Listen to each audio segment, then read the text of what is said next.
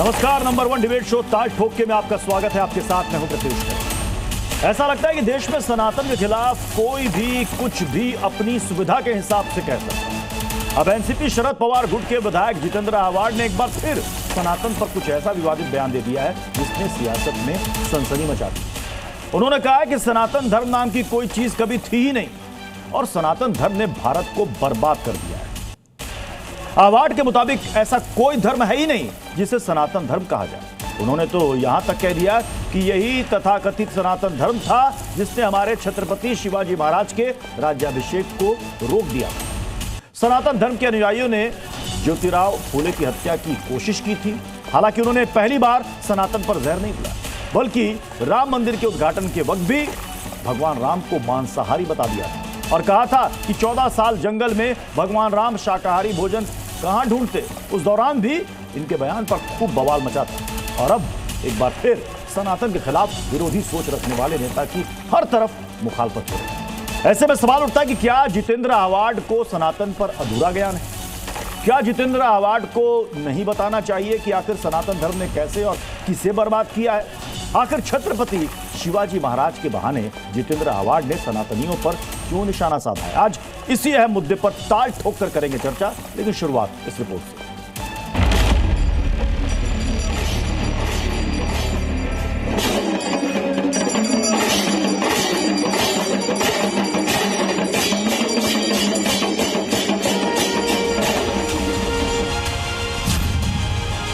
सनातन धर्म ने ही लिख के रखा है, इससे ही ये देश में वर्ण व्यवस्था बढ़ी, इससे ही इस देश में धर्म द्वेष बढ़ा, इससे ही नीच ऊंच की राजनीति तब। आपने ऐसा ही कहा होता कि इस्लाम अलग है और मुस्लिम अलग है, जैसे आपने सनातन अलग है हिंदू अलग है कहा है, तो प्रेस कॉन्फ्रेंस के माध्यम से जवाब नहीं दिया।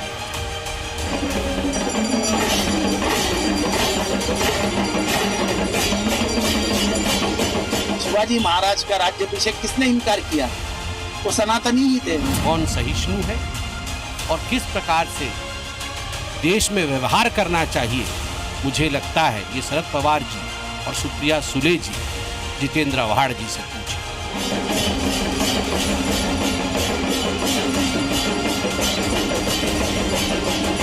सनातनियों को विरोध करना यह हमारा खुद का स्वयं व्यक्तिगत धर्म बनता है। इंडी गठबंधन के नेता सनातन विरोधी है, हिंदू विरोधी है, राम विरोधी है। ऐसे सनातन धर्म पर कुठाराघात करने वाले लोग जो देश के लिए डेंगू, मलेरिया जैसे बीमारी से ग्रसित लोग हैं।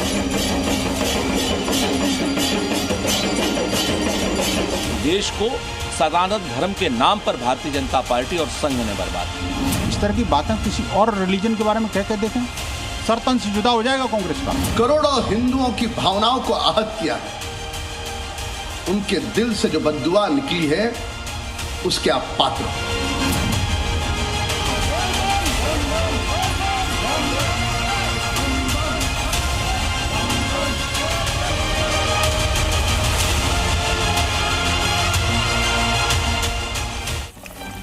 चलिए अपने मेहमानों से आपको मिलवा देते हैं। हमारे साथ हैं प्रदीप भंडारी, बीजेपी के प्रवक्ता हैं, विनोद अग्निहोत्री सर है, सीनियर जर्नलिस्ट हैं। हमारे साथ जुड़ रहे हैं महेश चौहान, एनसीपी शरद गुट के प्रवक्ता हैं। प्रोफेसर संगीत रागी, पॉलिटिकल एनालिस्ट हमें ज्वाइन कर चुके हैं। राम कृपाल सिंह सर हैं, सीनियर जर्नलिस्ट हैं। किशोर तिवारी हैं, शिवसेना उद्धव गुट के नेता। श्री महंत नारायण गिरी हमारे साथ, धर्मगुरु, और डॉक्टर सतीश प्रकाश हैं, पॉलिटिकल एनालिस्ट हमारे साथ जुड़ चुके हैं। मैं सबसे पहले शुरुआत महेश चौहान जी आप ही से करना चाहूंगा। क्या सनातन ने भारत को बर्बाद कर दिया है?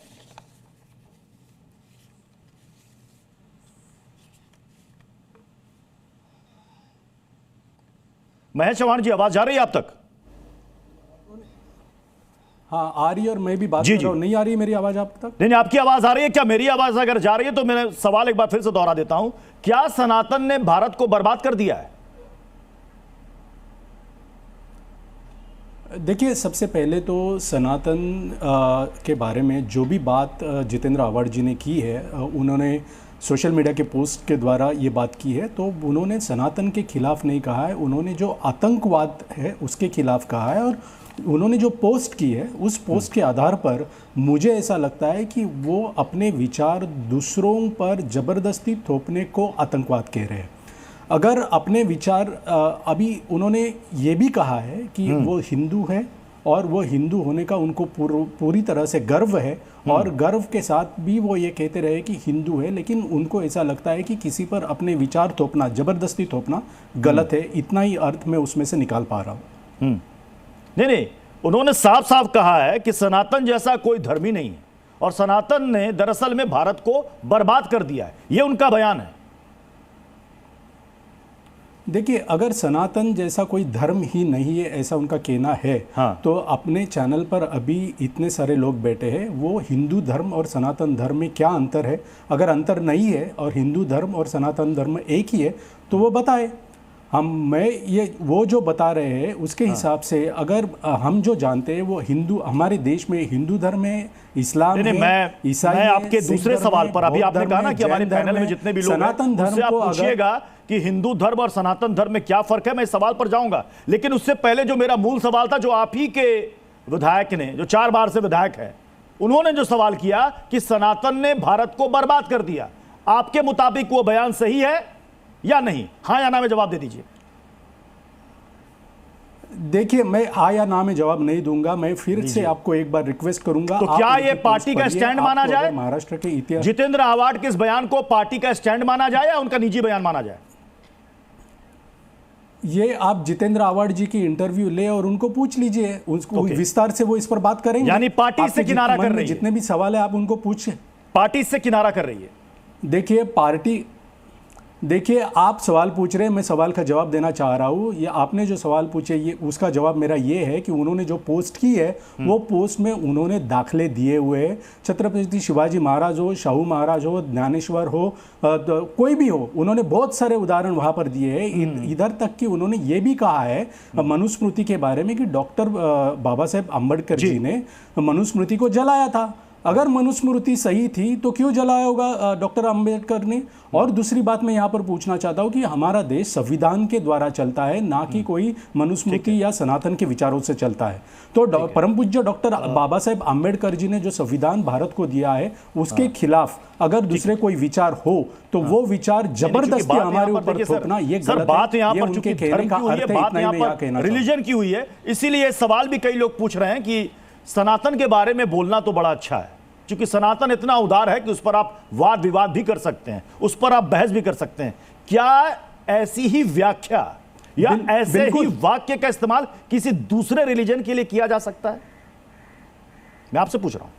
बिल्कुल, मैं यही कहने जा रहा हूँ कि हम हिंदू धर्म को मानने वाले लोग हैं। मैं भी खुद हिंदू हूँ, जितेंद्र आवाड साहब भी हिंदू है, और हिंदू धर्म हमें यही सिखाता है कि हमारे धर्म के बारे में गर्व होना चाहिए, लेकिन उसी के साथ दूसरे धर्मों के बारे में आदर होना चाहिए, दूसरे धर्मों को का सम्मान किया जाना चाहिए, और इसे ही सहिष्णुता कहते हैं। और मेरे ख्याल से हिंदू धर्म की सबसे बड़ी बात कोई होगी तो सहिष्णुता ये है। जी प्रदीप भंडारी जी, अब ये कह रहे हैं कि जाके आप जितेंद्र आवाड जी से पूछिए कि उन्होंने ऐसा क्यों कहा, लेकिन इन्होंने कुछ उदाहरण गिनाए जिसका जिक्र उनके बयान में भी है, बाबा साहब अंबेडकर का भी है, सावित्रीबाई फुले का भी है जिक्र इसमें।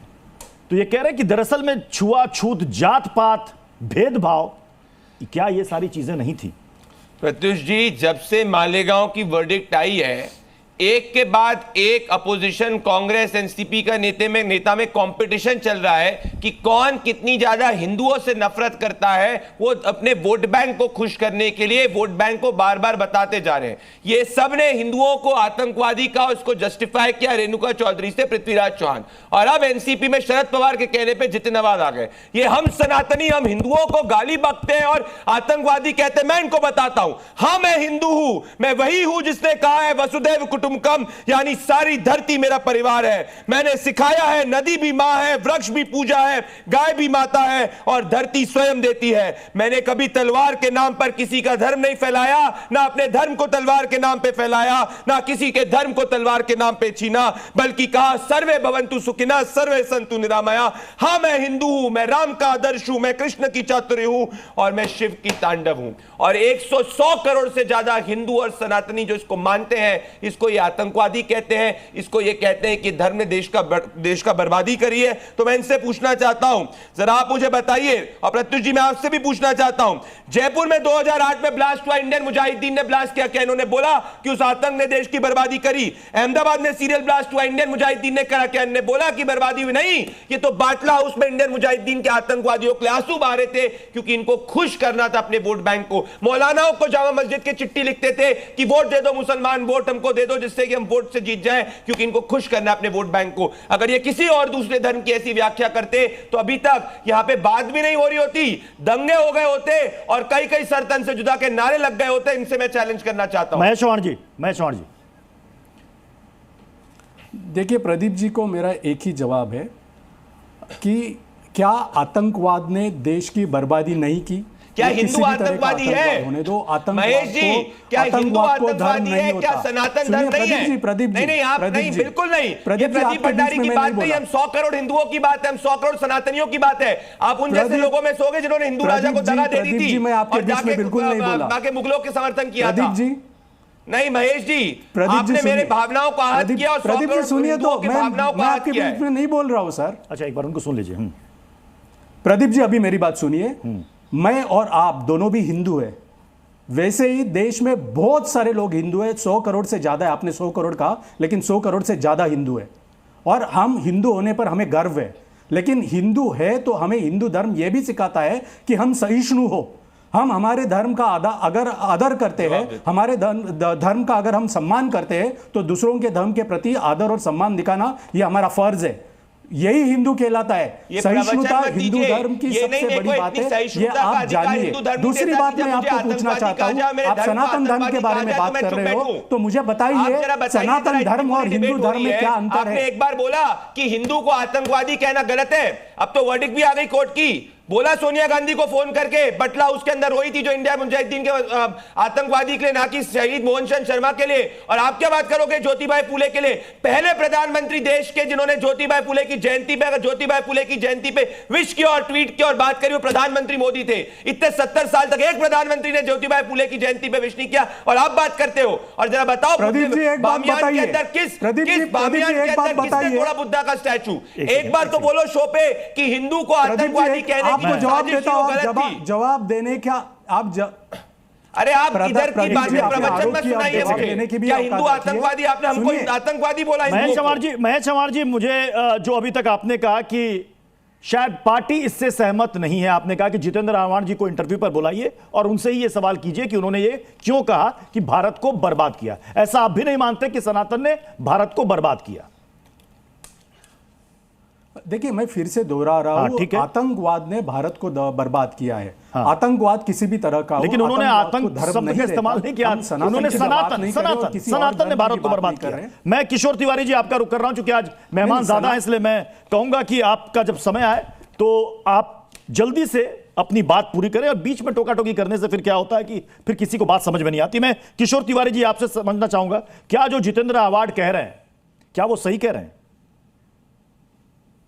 देखिए हमारे यहाँ संजय राउत है, वो जो स्टेटमेंट देते हैं तो जो भी प्रवक्ता होते हैं उनको संभालते संभालते तकलीफ होती है। आज एनसीपी में जितेंद्र आह्वान जैसे उद्धव की शिवसेना में है, हमारे संजय राउत उस भूमिका में आ गए।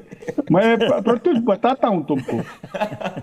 एक बहुत बड़ी बात है कि उपनिषदों, देखिए मैं एक बात बोलता हूं कि वेदों को जो लोग प्रमाण मानते हैं वो शंकराचार्य और हिंदू धर्म को मानते हैं, लेकिन वेदों को जो लोग प्रमाण नहीं मांगते वो भी सनातन धर्म की दो शाखाएं बहुत बड़ी हुई है।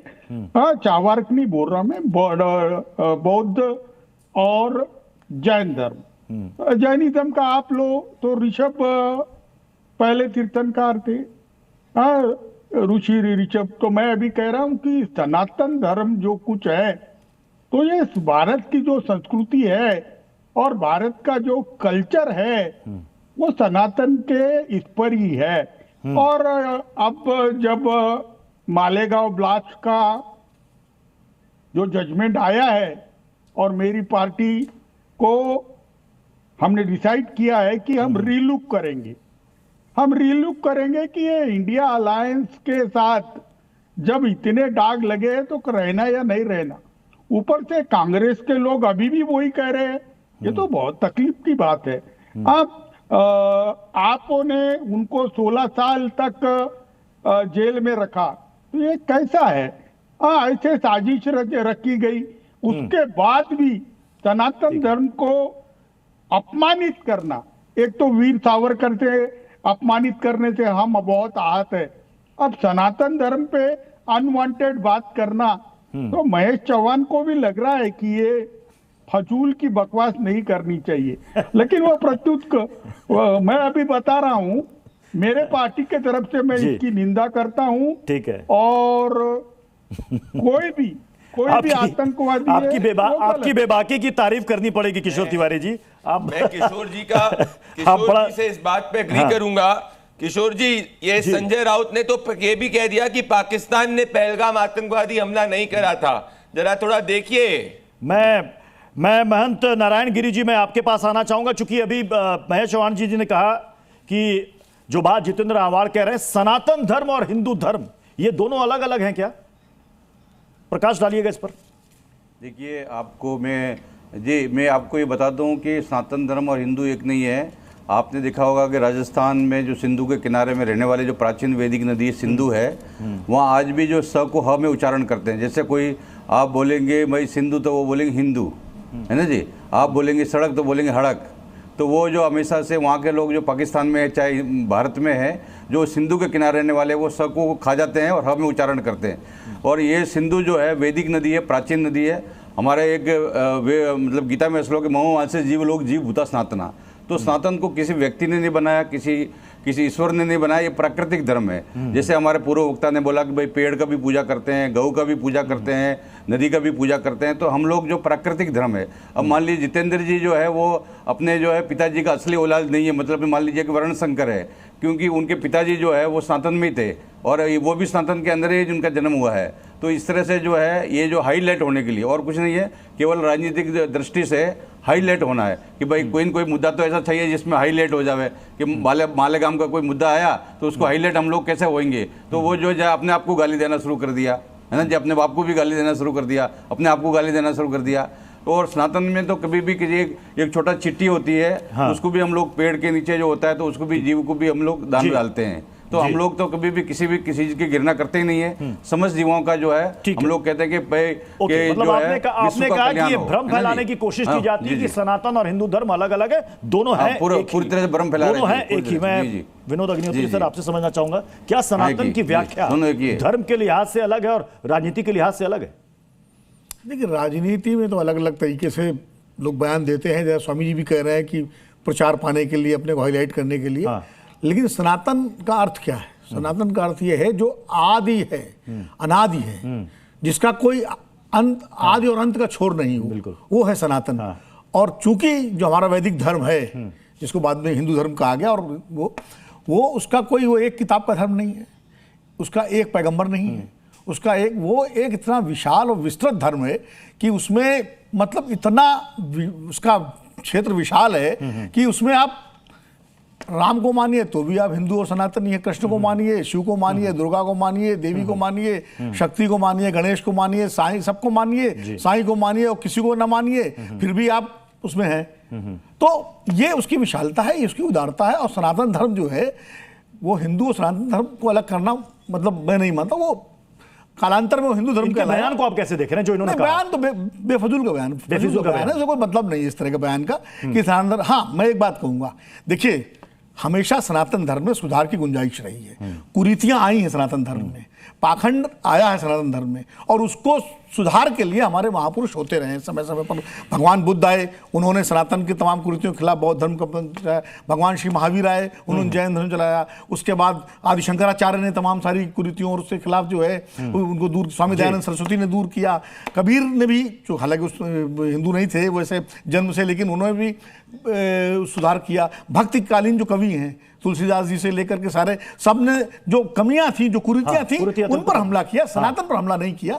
और इसीलिए मैं कहता हूं कि सनातन धर्म की जो मूल्य हैं, जैसे वसुदेव कुटुंबकम जी के प्रति भंडारी ने किया, प्रेम, सद्भाव, सहचर्य, समझे, शांति, त्याग, तपस्या, बलिदान, परोपकार, ये उसके मूल्य हैं। इन मूल्यों से हट करके जब कुरीतियां और पाखंड आता है तो जो वो बात कर रहे हैं जितेंद्र अवार्ड शिवाजी का, ये सही है कि शिवाजी, छत्रपति शिवाजी का राज्याभिषेक करने से महाराष्ट्र के ब्राह्मणों ने इनकार किया था, तब लेकिन उत्तर प्रदेश से ब्राह्मण गए थे, तो वो भी सनातनी थे, तो उन्होंने टीका किया।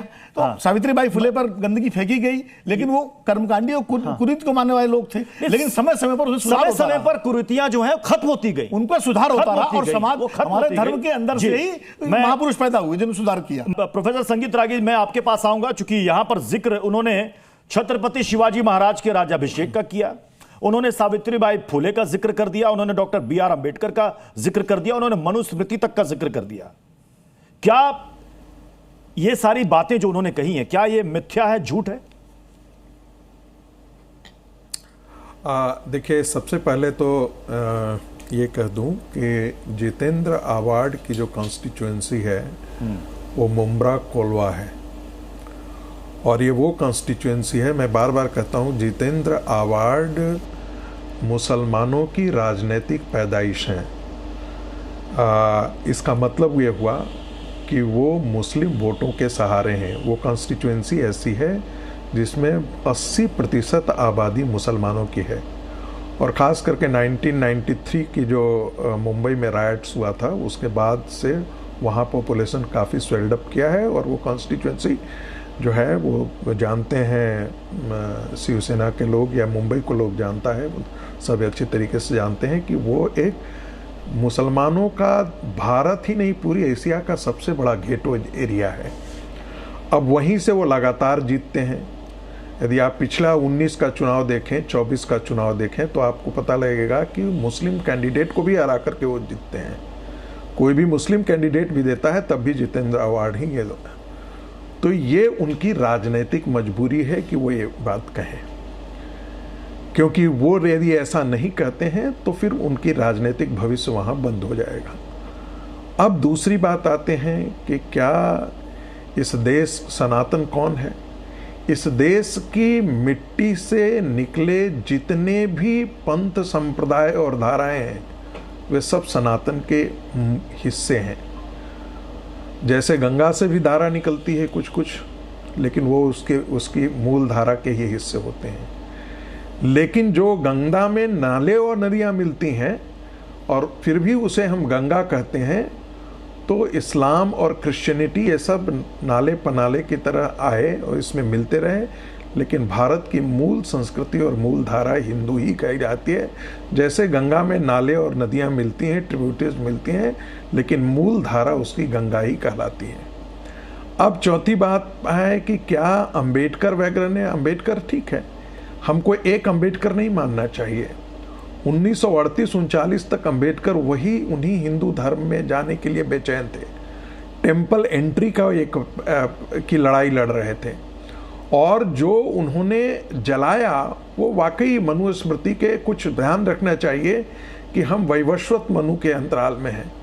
हमारे यहाँ 14 मनवांतर कहा जाता है, और एक मनवांतर के अंदर जो है वो 71 महायुग होते हैं, और एक महायुग के अंदर 4 युग होते हैं, और एक युग जो है 32 लाख वर्ष की आयु का होता है। तो आप ये सोच सकते हैं कि आदि मनुष्य की आदि मनु जो हैं वो कब हुए थे? 4 अरब 32 लाख करोड़ वर्ष पहले। अब यदि उसका मैन्युस्क्रिप्ट यदि किसी के पास है, कितना मैनिपुलेशन हुआ है, तो उस स्मृति को जलाना वो वाकई में ऑथेंटिक मनुस्मृति नहीं है। यदि हम वैवस्वत मनु की भी बात कर लें तो 16 लाख वर्ष जो है वो त्रेता का हुआ, 12 लाख वर्ष जो है वो द्वापर का हुआ, तो 16 लाख वर्ष सतयुग का हुआ, 12 लाख वर्ष जो है वो त्रेता का हुआ, और 8,64,000 वर्ष जो है वो द्वापर का जा चुका है, और इसमें जो है वो 5,000 साल वर्ष जो है वो हम कलयुग का जा चुका है। तो इतना साल पहले भी वैवस्वत मनु ने भी यदि वो मनुस्मृति लिखा होगा तो आप सोच सकते हैं क्या वही मैन्युस्क्रिप्ट जिंदा है? ओरल ट्रेडिशन में कितनी चीजें हुई होंगी।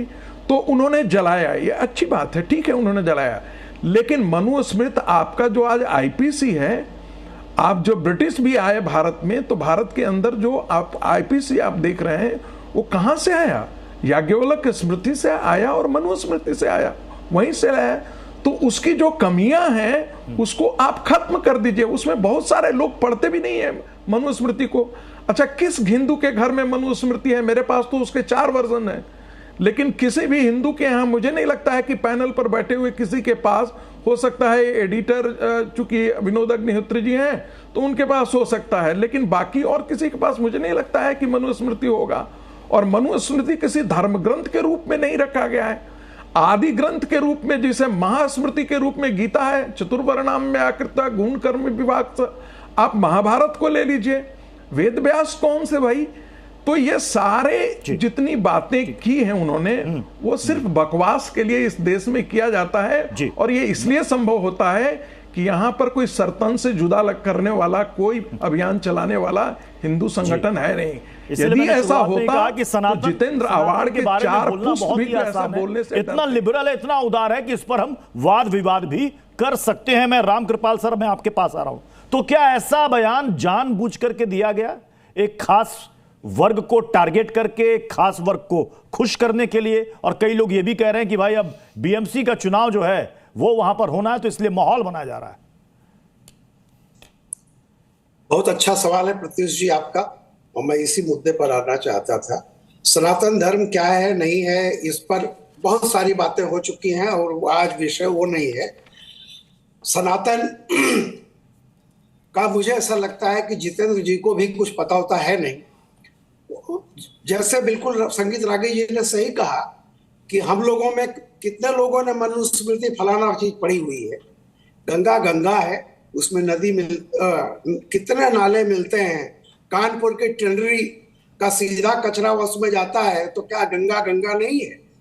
मैं इसमें एक बात कहूंगा, किशोर तिवारी जी ने आज बड़ी ईमानदारी से जो बात कही है उसी को मैं मानता हूं कि देखिए, हिंदी सिनेमा में कुछ फिल्में चलती थी नायकों के भरोसे, लेकिन बहुत सारी फिल्में चलती थी खलनायकों के भरोसे। और देखिए, जब नायक के भरोसे फिल्म न चल पाए तो खलनायक को, उम्दा प्राण को लिया जाता था कि इनसे फिल्म चल जाएगी। ऐसे ही आज के दौर में बहुत सारे पुराने नुस्खे जो सन 52 से हिंदुस्तान में चलते थे कि पहले तो जातियों में बांटो, अगर जातियों में बांटना मुश्किल हो तो अगड़ों पिछड़ों में बांटो, और वहां भी मुश्किल हो तो कुछ और चलाओ, इस्लाम प्रगतिशील है, फलाना ठिकाना है, ये गड़बड़ है। तो बहुत लोगों को लगता है कि वोट कैसे मिले। आज की जो स्थिति है उसमें एक ही सबसे बड़ा प्रश्न है कि सत्ता पक्ष से किस तरह से वोट छीना जाए। तो ये भी कई बार होता है, हिंदू धर्म को गाली दे लो, सनातन को गाली दे लो, जैसा कि रागी जी ने कहा कि वो इलाके में देखते हैं कि सुनने वाला कौन है और वोट कहाँ से हमारा बधा रहे, इस चीज की बहुत वो जरूरत है। अभी आप देखिए, अभी मैं कहता हूं हमेशा कि 5-6 औजार होते हैं। भाषा औजार होती है सबसे पहले, उसके बाद धर्म आता है, फिर आती है जाति, क्षेत्रीयता। तो इसमें से जो जिस समय कारगर लगता है वो चलाया जाता है। अब जितेंद्र जी ने जिस तरह से बातें कही, किशोर जी बता रहे थे कि हर पार्टी में एक होता है, मैं विलन नहीं कहूंगा, उन्होंने राउत जी का नाम लिया, मतलब एक विचित्र किंतु सत्य लोग होते हैं जो समय समय पर कई बार उनके भरोसे भी, जैसे कई बार आप देखा होगा, कई ऐसे नाटक चलते थे, वो जोकर जो होता था उसके भरोसे वो पूरा नाटक चल जाता था। ऐसे ही राजनीति में कौन सा हथियार कब चल जाएगा, ना उन्हें सनातन से कोई परहेज है। जी सर, मैं डॉक्टर सतीश प्रकाश में आपका रुख करूंगा। वोट की राजनीति। जी डॉक्टर सतीश प्रकाश, धर्म पर बात हो गई, राजनीति पर बात हो गई। इस बयान में जो उन्होंने कहा है कि सनातन ने भारत को बर्बाद कर दिया, और उन्होंने ये भी कहा है कि सनातन धर्म और उसकी विचारधारा को विकृत कहने में किसी को संकोच नहीं करना चाहिए। मैं आपसे समझना चाहूंगा कि अगर ये इतना ही निकृष्ट है, इतना ही खत्म है, बर्बाद करने वाला है, तो फिर जो एक बयान सामने आया था कि सनातन डेंगू और मलेरिया है, जिसको लेकर काफी बवाल हुआ था, तो अगर ये सही है तो फिर वो बयान भी फिर सही था। नहीं, देखिए, किसी भी पॉलिटिकल व्यक्ति को किसी भी इस तरह की धार्मिक बयानबाजी से बचना चाहिए। मैं प्रदीप भंडारी जी की जो सनातन की जो व्याख्या की है कि एक सनातन एक व्यवस्था है कि जहाँ पशुओं की पूजा हो सकती है, पेड़ों की पूजा हो सकती है, कुत्ता बिल्ली गधा सबकी पूजा हो सकती है, लेकिन सनातन की ये भी तो एक सच्चाई है कि वहाँ एक बहुत बड़ी आबादी है, इस देश की बड़ी दलित आबादी रही, जिसके साथ जिस तरह का डिस्क्रिमिनेशन हुआ वो भी तो एक सच्चाई है।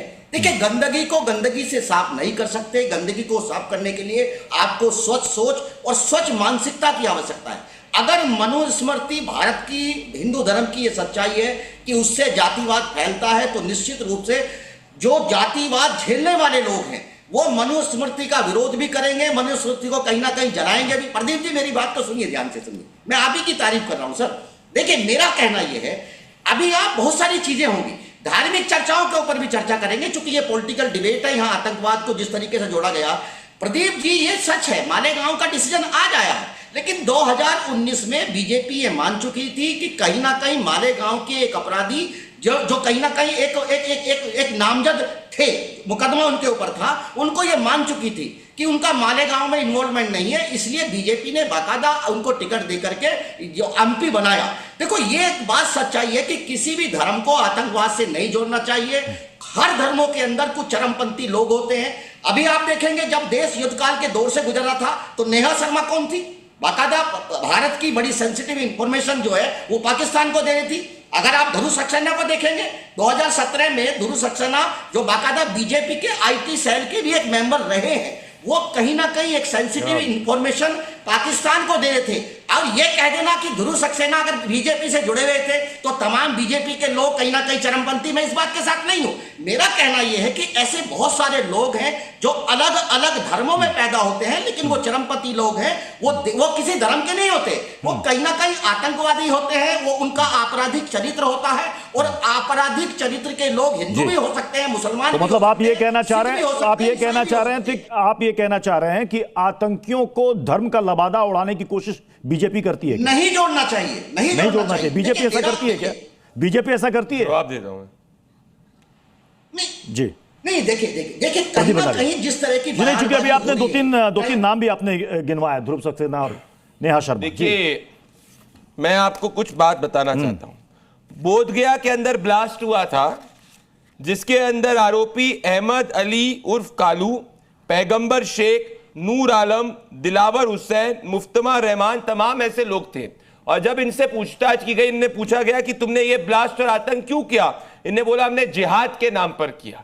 ओसामा बिन लादेन से पूछा जाता है तुम आतंक क्यों करते हो, वो कहता है जिहाद के नाम पे करते हैं। हाफिज सईद, जिसको कांग्रेस पार्टी अपना पोस्टर बॉय बनाती है, उससे पूछता है पाकिस्तानी आतंकवादी कि तुम आतंक क्यों करते हो, वो जिहाद के नाम पे करते हैं। तो ये अलग बात है, पहली बात। दूसरी बात, बाबा साहेब अंबेडकर का ये रहा संविधान। सतीश जी, मैं बाबा साहेब अंबेडकर की बात करूं, आप बाबा साहेब अंबेडकर से बड़े नहीं है। बाबा साहेब अंबेडकर की बात को सुनिए, मेरा निवेदन है। अगर आप बाबा साहेब अंबेडकर का सम्मान करते हैं सतीश जी, तो आप बाबा साहेब अंबेडकर की बात को सुने। अगर आप सच में अंबेडकराइट है तो नहीं सुनना चाह रहे, कोई बात नहीं। ये बाबा साहेब अंबेडकर जी का संविधान है, जिसमें ओरिजिनल प्रतिलिपि में प्रभु श्री राम, माता सीता और लक्ष्मण जी थे। तो अगर बाबा साहेब अंबेडकर सनातन धर्म के विरुद्ध होते तो मुझे नहीं लगता कि ओरिजिनल ड्राफ्ट के अंदर ही आता। दूसरी बात, मेरे को इस बात का दुख है कि एक भी व्यक्ति ने पैनल में जो अपोजिशन को रिप्रेजेंट कर रहा है, एक सीधी लाइन नहीं बोल पाए कि सनातन को गंदा धर्म कहना या हिंदू को आतंकवादी कहना गलत है। ये सब में कंपटीशन है। तृणमूल कांग्रेस हिंदुओं को भागीरथी नदी के अंदर फेंकना चाहती है, कांग्रेस हिंदू को आतंकवादी कहती है, एनसीपी सनातन को धर्म नहीं मानती और आरजेडी कहती है कि हमसे ज्यादा मुसलमानों का कौन कर सकता है। इन सब में यही कॉमनैलिटी है कि वोट बैंक के आधार पे इनको वोट बैंक भी तभी वोट करेगा प्रत्युष जी जब ये हिंदुओं को गाली बके। अब मनुस्मृति की बात, 4 मई 1928 को महात्मा गांधी जी ने क्या कहा था मनुस्मृति के बारे में, मैं आपको बस बताना चाहता हूँ। 4 मई 1928 को महात्मा गांधी जी कहते हैं कि मनुस्मृति में कई अच्छी बातें हैं, जरूर कई त्रुटियां हैं, परंतु इसमें कई अच्छी बातें हैं जिसको मैं मानता हूँ, परंतु जो बुराइयां हैं जिसको हमें दूर करना चाहिए। ठीक है, बुराइयों और त्रुटियों का भी जिक्र, नहीं बुराइयों और त्रुटियों का भी जिक्र हुआ था, जिक्र होता है, स्वाभाविक है। मैं महेश चव्हाण जी का रुख करूंगा, लेकिन उससे पहले राष्ट्रवादी चैनल जी न्यूज पे, राष्ट्रवादी शो पे ये अपोजिशन महेश चव्हाण जी का रुख करूंगा, लेकिन उससे पहले जितेंद्र आवाड जिन्होंने ये बयान दिया जिस पर आज हम ये बहस कर रहे हैं, इससे पहले भी उन्होंने प्रभु श्री राम को लेकर एक विवादित बयान दिया था। वो बयान उनका क्या था, एक बार सुनना जरूरी है, प्लीज प्ले करें। और राम क्षत्रिय था, तो क्षत्रिय का खाना ही मांसाहारी होता है। कोई बता देवे कि राम मेथी की भाजी खाता था। भारत को शाकाहारी बनाना चाहते हैं क्या?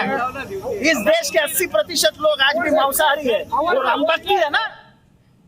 महेश चव्हाण जी वही आपके विधायक हैं जिन पर आज विवादित बयान को लेकर हम बहस कर रहे हैं।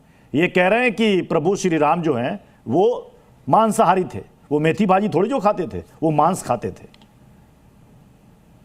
अब बताइए, देखिए ये उनका यहां किसी दूसरे रिलीजन के बारे में एक शब्द इधर से उधर हो जाए तो फिर फतवा जारी हो जाता है, सिर तर्न से जुदा करने की बात सामने आ जाती है, सड़क पर प्रोटेस्ट शुरू हो जाता है। यहां तो प्रभु श्री राम के बारे में जो आए बाएं साएं जो आया सब बोल दो। नहीं, इनको पार्टी से भी नहीं हटाते। महेश चव्हाण जी बताइए जरा। प्रत्युष जी देखिए, ये जो उनका बयान अभी आपने दिखाया वो हमारे पार्टी ने क्लैरिफाई कर दिया है, बहुत पहले कर दिया। उनके बयान के बाद तुरंत बाद क्लैरिफाई कर दिया है कि वो उनका व्यक्तिगत बयान है, उनसे पार्टी का कुछ भी संबंध नहीं है। आधिकारिक तौर पर ये हमारे पार्टी का बयान नहीं था। पहली बात, अभी आप जो बोल रहे हैं कि अगर दूसरे किसी ने किया होता तो बहुत सारे आंदोलन होते, प्रोटेस्ट होते, तो क्या बीजेपी ने इसके बारे में आंदोलन किए? क्या उन्होंने प्रोटेस्ट किए? क्यों नहीं किए?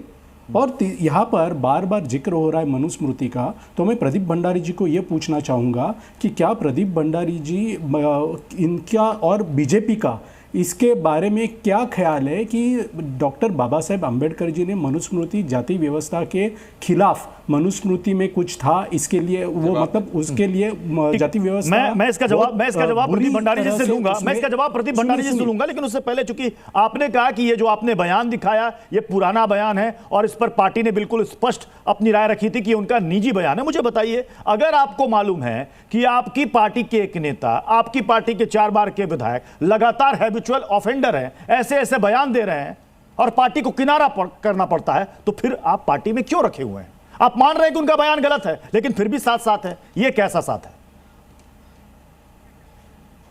नहीं देखिए, उनको जो समझ देनी होगी वो समझ शायद उन्होंने लीडरशिप। तो क्या शरद पवार जी देंगे समझ? जो फैसला है ना लीडरशिप, सुप्रिया सुले जी समझ देंगे? कौन देगा समझ? प्रवक्ता के नाते मैं ये आपको नहीं कह सकता। इसी के लिए मैंने कहा कि आप उनका इंटरव्यू लीजिए, वो विस्तार से इस पर बात करेंगे। मैं यहाँ पर आज का जो मुद्दा है उस मुद्दे पर इंसिस्ट करना चाहूँगा कि यहाँ पर जो मनुस्मृति की बात हो रही थी, जो डॉक्टर बाबा साहेब आम्बेडकर जी ने मनुस्मृति को जलाया था, वो जाति व्यवस्था के लिए जलाया था, तो वो सही था कि गलत था, ये जवाब आज भाजपा ने यहाँ पर देना चाहिए। आपने चूंकि कहा तो मैं उससे एक लाइन और इसमें जोड़ देता हूं। दूसरा सवाल, बाबा साहब आम्बेडकर ने यह भी कहा था, मैं हिंदू धर्म में पैदा जरूर हुआ लेकिन हिंदू धर्म में मरूंगा नहीं, जब उन्होंने हिंदू धर्म को त्याग दिया था। प्रदीप भंडारी जी, अगर हम बाबा साहेब अम्बेडकर जी यही तो रीजन है, यही तो वजह है। मैं बात सुनो तो सही। तो बाबा साहेब अम्बेडकर जी की किताब है थॉट्स ऑन पाकिस्तान, उसमें उन्होंने अपने विचार इस्लाम के ऊपर और मुसलमानों के ऊपर रखे हैं। जरा मुझे बताइए, क्या आप उससे अग्री करते हैं? हाँ या ना में बोलिए, क्योंकि आप पूरे शो में एक भी बार नहीं कहा मनुस्मृति। अरे नहीं, आप हमारे धर्म के ऊपर इतनी व्याख्या और डिस्कशन करते हैं। सुनिए, मैं आपका जवाब दूंगा, आपका वोट बैंक, मैं आपका जवाब दूंगा, पहले आप मेरे सवाल का जवाब आते हैं, जरा उसकी व्याख्या करिए। जो जलाई गई नहीं, उसकी व्याख्या नहीं करोगे, क्योंकि पता है व्याख्या करोगे तो सरसम से जुदा होने का खतरा है।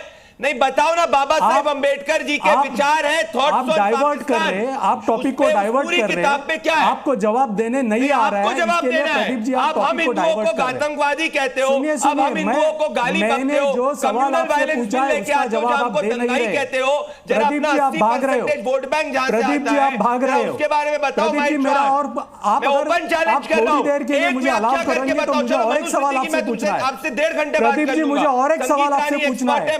प्रदीप जी अगर सनातन धर्म है, प्रदीप जी अगर सनातन धर्म है, पाकिस्तान पे क्या, प्रदीप जी मेरी बात सुनिए, प्रदीप जी आपने आपकी बात कही, मेरे बीच में प्लीज मत बोलिएगा। प्रदीप जी मुझे जवाब चुन रहे हो। प्रदीप जी मेरे सवाल का जवाब कुछ कहना चाह रहे हैं। कदम उठाया गया था वो सही था कि गलत था? आप बताओ क्या बाबा साहेब आप जवाब दे नहीं पा रहे। पाकिस्तान में जो कहा है इस्लाम के बारे में उस पर आपकी क्या राय? प्रदीप जी आप भागिए मत। डॉक्टर प्रदीप जी आप मेरा सुनिए, नहीं बोल पाओगे। बाबा साहब पर चर्चा हो रही है कि भाई उन्होंने दिया था, बौद्ध धर्म अपना लिया था, लेकिन बाबा साहब ने इस्लाम के बारे में क्या कुछ कहा था, क्या उस पर भी चर्चा नहीं होनी चाहिए? डॉक्टर सतीश प्रकाश। नहीं, देखिए जिस तरह से सबसे पहली बात यह है कि मैंने जो सवाल पूछा उसका जवाब तो प्रदीप ने देना चाहिए। बाबा साहब डॉक्टर भीमराव अंबेडकर जी ने उस समय की कांग्रेस के से एक सवाल पूछा था कि अगर धर्म के आधार पर इस देश का बंटवारा हो रहा है तो भारत के तमाम लोगों को जब तक अगर धर्म एक आधार है किसी देश के बंटने का, तो तमाम आबादी, अगर हिंदू आबादी भारत में रहे और मुस्लिम आबादी जब तक पाकिस्तान में नहीं जाएगी, उसको नहीं पहुंचाया जाएगा, मैं ले आया। तब तक ये भारत का बंटवारा अधूरा रहेगा। सुनिए, ये कोई भी इस्लाम के खिलाफ बयान नहीं है, ये एक कोई भी राष्ट्रवादी व्यक्ति जहां राष्ट्र बंटना हो, जहां भंडारी जी ये कह रहे हैं कि बाबा साहब डॉक्टर भीमराव अंबेडकर जी ने कहा कि मैं हिंदू पैदा तो हुआ, 1935 में डॉक्टर भीमराव अंबेडकर जी ने कहा कि मैं हिंदू धर्म में पैदा तो बाबा साहेब अंबेडकर जी की किताब है थॉट्स ऑन पाकिस्तान। एक सेकंड सुनिए मेरे को, वरना फिर क्या नहीं जाएगा। बाबा साहेब अंबेडकर के कहते हैं थॉट्स ऑन पाकिस्तान में, मैं अंग्रेजी में कोट करूंगा। बाबा साहेब अंबेडकर जी के हिसाब से बाबा साहेब अंबेडकर जी ने कहा है इस्लाम, ये मैं नहीं कह रहा हूं, बाबा साहेब अंबेडकर कह रहे हैं कि इस्लाम में भाईचारा बाबा साहेब अंबेडकर की किताब में लिखा है सिर्फ मुसलमानों के लिए है। बाबा साहेब अंबेडकर की किताब में लिखा है कि गैर मुसलमानों के लिए इस्लाम में केवल शत्रुता और अवमानना है। मेरा बुक की ओरिजिनल कॉपी, क्या आप अग्री करते हैं इससे? क्या बाबा साहेब अंबेडकर के विचार से अग्री करते हैं आप? है ना, बोलो, बाबा साहेब अंबेडकर जी के विचारों से अग्री करते हो? नहीं बोल पाओ। यही इनके द्वारे मापदंड है, यही इनका सूडो सेक्युलरिज्म है जिसके नाम पे आतंकवाद। किशोर तिवारी जी, चूंकि आपने शुरू में ही कह दिया कि इस तरह के बयानों का आप समर्थन नहीं करते, तो मुझे एक बात बताइएगा किशोर तिवारी जी, तो फिर इस तरह के बयान क्यों दिए जा रहे हैं? खास तौर पर जो कहा जा रहा है कि बीएमसी के चुनाव के लिए तो नहीं दिए जा रहे हैं, किसे खुश करने के लिए बयान दिया जा रहा है? क्योंकि राजनेता जब कोई बयान देते हैं तो यूं ही नहीं देते, अनायास ही नहीं देते, यकायक ही नहीं देते, उसके पीछे कोई ना कोई निहितार्थ छिपा होता है। किशोर तिवारी जी, ये देखिए, यहाँ पर संगीत रागी भी है और महेश अपनी बात भी रख रहे हैं। हाँ, ये तो बात ठीक है। मनुस्मृति, ये जो डॉक्यूमेंटेशन था, ये समाज व्यवस्था के लिए बनाए हुए नियम थे और अभी भी मनुस्मृति के कई नियम हम पालते हैं, लेकिन वर्ण व्यवस्था ये बाई बर्थ नहीं थी, ये बात भी याद रखनी चाहिए। लेकिन मैं एक बात बोल रहा हूं संगीत रागी जी, ये मुझे इक्वेशन समझ में नहीं आता कि जिस देश में 80 करोड़ या फिर 84% हिंदू हो, वहां सनातन को गाली देकर ये पॉलिटिकल पार्टियां पावर में कैसे आएगी? और देखिए, अभी जितने भी बयान मालेगांव के बाद आए वो अनुचित थे। एक तो तुम जांच एजेंसी या न्यायालयीन व्यवस्था पे तुम सवाल उठा सकते थे, लेकिन आप हिंदू धर्म और सनातन धर्म को गालियां दे रहे हैं। स्वागत करता तो इसका क्या जस्टिफिकेशन है मुझे मालूम नहीं। This is very bad, this is very bad. Ram Kripal Singh, आप भी बताओ कि हिंदू धर्म को गाली देके क्या मुसलमानों के वोट मिलते? मेरे तो जितने मुस्लिम दोस्त हैं वो भी इसको बुरा मानते हैं। किसी भी धर्म को गाली क्यों देना, मेरे समझ में नहीं आ रहा। जब धर्म का समझता नहीं तो काय को गाली देना, समझता तो नहीं कुछ भी धर्म का। आपने कहा कि जब धर्म को नहीं समझते तो गाली क्यों देते हैं, लेकिन फिर भी ऐसे बयान दिए जाते हैं। यही तो डिबेट का विषय है। रामकृपाल सर, मैं आपके पास आ रहा हूं, आप कुछ कहना चाह रहे हैं? जी प्रत्युष जी, देखिए किशोर जी ने बहुत सही बात कही है और मैं उनका पूरी तरह समर्थन करता हूं। जो लोग ये मानते हैं, ये जो चंद ठेकेदार हैं ना, जो समझते हैं कि वो हिंदुओं को मतलब कष्ट पहुंचा करके मुसलमान खुश होगा, तो वो ईमानदारी की बात, वो मासेस को जानते ही नहीं है। आप जाइए गांव में, जहां लोग रहते हैं आज भी एक दूसरे के खेत में मिल के खेती करते हैं। मेजॉरिटी जो है वो हिंदुस्तान में टॉलरेंट है और वो उसमें मैं कहता हूं हिंदू भी है मुसलमान भी है। लेकिन ये बांटने वाले जो है ना, आज जो गति हो रही है विपक्ष में कई पार्टियों की, उसका एक मेन रीजन है कि उसमें कुछ लोग ये समझते हैं कि हिंदुओं को गाली देने से ये जो पिछड़ा वर्ग है वो बिल्कुल अंबेडकर के नाम पे खड़ा हो जाएगा। अभी जबकि मैं खुद बता रहा हूं, पाकिस्तान और पार्टीशन ऑफ इंडिया में अगर अंबेडकर, मैंने मनुस्मृति नहीं पढ़ी है लेकिन मैंने डॉक्टर अंबेडकर की वो किताब जरूर पढ़ी है। अगर कोई उसको पढ़ ले, उनसे अच्छा नब्ज जानने वाला कोई नहीं था। वो लिख रहे थे और बाकायदा कि एक वर्ग के बारे में, इस्लाम के बारे में उन्होंने लिखा हुआ है साफ साफ। डिस्पाइट दैट वो मानते थे कि हिंदुस्तान की जो मासेस हैं वो आपस में, क्योंकि मुसलमानों को, इस देश के 90% मुसलमानों को मालूम है कि भारत के बाहर वो उनकी कोई जगह नहीं है, ना वो कहीं जा सकते हैं, रहना यही है। तो लगातार ऐसा नहीं है कि वो हर मुसलमान ऐसा है कि हिंदू को आप गाली देंगे तो खुश हो जाएंगे। लेकिन कई पार्टियां अभी भी मोदी से लड़ने के लिए ये इस अस्त्र को आजमा रही हैं, जो बिल्कुल पथरा हुआ है, यहाँ पर शुरू में ये सवाल शुरू में ही उठा कि क्या दूसरे रिलीजन के बारे में अगर आप ऐसे कटाक्ष या ऐसी टिप्पणी करेंगे तो क्या वहां पर वो बर्दाश्त होगा क्या? मैं एक छोटा सा उदाहरण देता हूं। 3 तलाक पर जब इस देश के अंदर बहस चल रही थी, कितना बवाल हुआ। लोगों ने यह भी कहा उस वक्त कि साहब ये तो हमारी धार्मिक आजादी पर हस्तक्षेप है, हमारे धर्म पर हस्तक्षेप है, जो हम कतई बर्दाश्त नहीं करेंगे। जबकि 3 तलाक खुद कई मुस्लिम देशों में कई वर्षों पहले से प्रतिबंधित था, लेकिन यहां पर उसे खत्म करने में कितने पापड़ बेलने पड़े, विनोद अग्निहोत्री सर। लेकिन सनातन ऐसा है कि जो आया जिसके मन में आया बोल के चला गया। इसीलिए सनातन है। आप सनातन को इस्लाम क्यों बनाना चाहते हैं? सनातन में वो कट्टरता क्यों लाना चाहते हैं कि कोई बोले तो यहां भी तन से जुदा पैदा करने वाले पैदा हो जाए?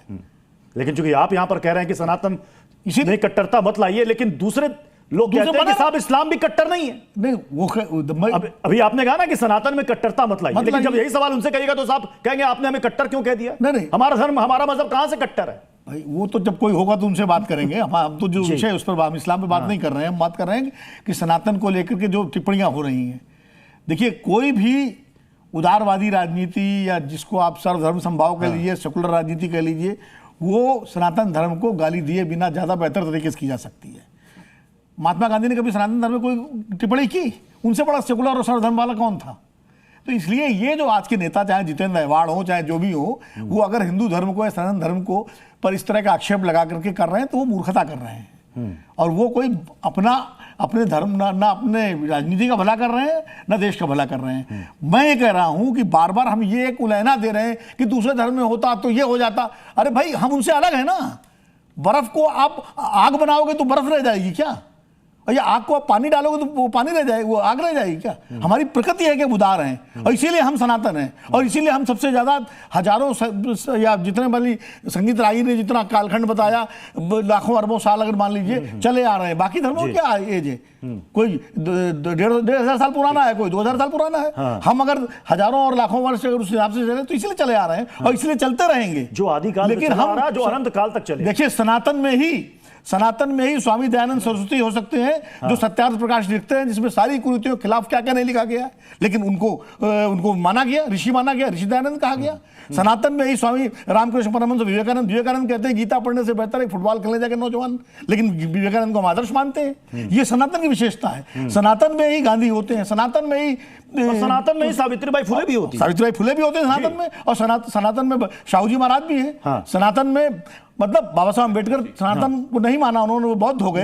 मैं प्रोफेसर संगीतराज की आपका रुक इसलिए मैं कह रहा हूँ सनातन को कट्टर बनाने में हमें राष्ट्र से लेकर फलाने हो जाता है। अच्छे से डिस्क्राइब किया, क्योंकि यहाँ पर शुरुआत में महेश चव्हाण जी ने एक सवाल किया था कि भाई आप ये बताइए कि सनातन और हिंदू धर्म क्या एक है क्या। मैं एक छोटा सा सवाल करता हूं सर, मुझे लगता है कि कई सारे लोग जो मंदिर में जाते हैं, जो सनातन को मानते हैं, मंदिर में आज भी, चाहे वो छोटा मंदिर हो या बड़ा मंदिर हो, वहां पर एक धर्म का उद्घोष होता है, आध्यात्मिक उद्घोष होता है आरती के बाद जनरली, सनातन की जय हो, विश्व का कल्याण हो, ये कहा जाता है, अगर मैं गलत नहीं हूं सर, संगीता की सर। तो अब ये बताइए जो सनातन हर सनातन के जुबान पर है, जो सुबह शाम जो मंदिर जाता है वहां पर क्या उद्घोष होता है? सनातन की जय हो, विश्व का कल्याण हो। तो जो लोग कहते हैं कि साहब ये सनातन अलग है, हिंदू धर्म अलग है, ये कैसे अलग है? संगीता की देखिए, इस देश का बौद्धिक और राजनीतिक वर्ग बेईमान है, डिसऑनेस्ट है, इंटेलेक्चुअली डिसऑनेस्ट है। मैं ऐसा इसलिए बार बार कहता हूं क्योंकि हमें भूल जाते हैं कि अफगानिस्तान तक हमारी सीमाएं थी। हमारी उदारता का मतलब ये नहीं है कि कोई हमको मार दे। अरे हम तो एक द्रौपदी के इसके लिए पूरा महाभारत कर दिए थे। रावण को वध के लिए समुद्र पर पुल बांधने वाले हैं। तो हम जो उदारता है, ये उदारता की इतनी गलत व्याख्या की जाती है कि ध्यान रखिए कि हम अफगानिस्तान आज हमारा हिस्सा था, वो खत्म हो गया। पाकिस्तान हमारा हिस्सा था, खत्म हो गया। गजवाए हिंद का एक बहुत बड़ा हिस्सा आज भी पश्चिम बंगाल, आसाम, उत्तर प्रदेश, बिहार का सीमांचल, इस देश का एक जिहादी वर्ग जो है उसको तोड़ करके खत्म कर चुका है। ये मत भूलिए कि इस देश का आंशिक इस्लामीकरण का एक हिस्सा पूरा हो चुका है। तो ये जो बार बार कहा जाता है ना कि क्या हुआ, ये तो देखने लायक है। और क्यों ऐसा होता है किशोर तिवारी जी? क्योंकि हम जाति के आधार पर भेद करते हैं और जाति के आधारों पर बढ़ जाते हैं। आपने 2024 के चुनाव में देखा, वोट जिहाद एक सच्चाई थी। ऐसा तो नहीं था कि उनके लिए इनइक्वलिटी उनके समाज में नहीं था, उनके समाज में भी था, उनको फायदा भी मिला। लेकिन इन सारी चीजों को किनारे रख करके उन्होंने जिहाद किया, वोट जिहाद किया, जो एक सच्चाई है। एक अंतिम बात कर दूं, इस पृथ्वी का क्रिएशन जो है वो 4 अरब 32 लाख करोड़ वर्ष है। आदि मनुस्मृति तो वहीं से होती है ना। अब कोई टेक्स्ट इतने दिनों तक जिंदा रह सकता है? नहीं रह सकता है। और एक बात जो मेरे मित्र ने कहा, उनको डिस्कशन कर रहे हैं, उनको पढ़ना चाहिए। 2 घंटे या 1 घंटे डिस्कशन इतने खुले रूप से कर सकते हैं। और उदारता का मतलब नहीं होता कि हमें गाली आतंकवादी बोले और हम चुप रहे। चलिए, समय इजाजत दे रहा। बहुत बहुत शुक्रिया आप सभी मेहमानों का हमारे साथ ताल ठोक में जुड़ने के लिए। आगे बढ़े उससे पहले एक बड़ी खबर है, तेजस्वी यादव ने सरकार पर बड़ा हमला बोला है। सरकार नकलची है, हमारी नकल कर रही है, हम बिहार की बहनों को सुरक्षा देंगे, वोटर लिस्ट में नाम नहीं तो राशन बीजेपी आपके वोट का अधिकार छीन रही है।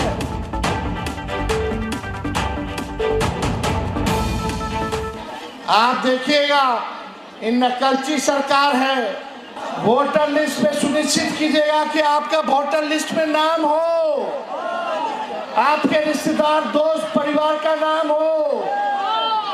जब वोटर लिस्ट से नाम कट जाए तो ये सरकार ना पेंशन देगा ना राशन देगा। ये पूरा लोगों का षड्यंत्र है।